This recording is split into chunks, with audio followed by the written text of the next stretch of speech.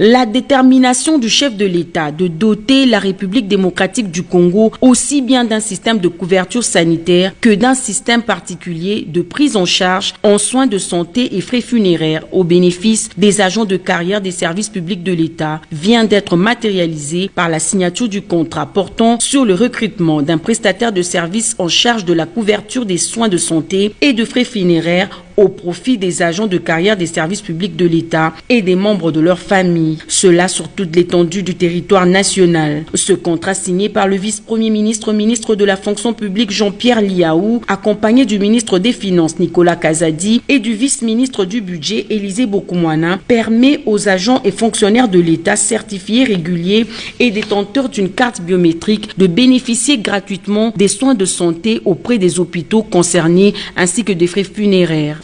Sous la coordination du Premier ministre, suivant la vision tracée par son Excellence Monsieur le Président de la République, nous sommes déterminés à poursuivre le combat contre la pauvreté. Beaucoup de fonctionnaires meurent faute de soins appropriés.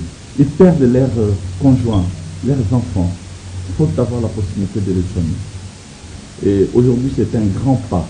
C'est vraiment avec soulagement, avec plaisir que avec mes collègues, j'ai eu le plaisir de poser cet acte.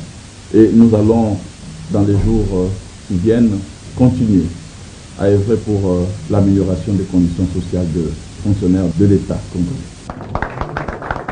Avec la signature de ce contrat, le gouvernement de la République, que dirige le Premier ministre Samalou Kondé, démontre sa détermination d'œuvrer pour l'amélioration des conditions de vie des agents et fonctionnaires de l'État sous le leadership du chef de l'État, Félix-Antoine Tshisekedi Tshilombo. Les mesures d'encadrement pour garantir le suivi du respect des clauses ont été envisagées. Le VPM de la fonction publique Jean-Pierre Liaou a annoncé la mise en place d'une commission interministérielle pour veiller sur la mise en place de ce contrat. À la même occasion, le vice-premier ministre, ministre de la fonction publique Jean-Pierre Liaou a procédé au lancement de la première phase de départ à la retraite des agents publics de l'État dès le mois prochain. Une première vague de 5000 agents va bénéficier d'une mise à la retraite digne avec une enveloppe de 10 000 $ comme frais de transport. À cela s'ajoutent les allocations des fins de carrière.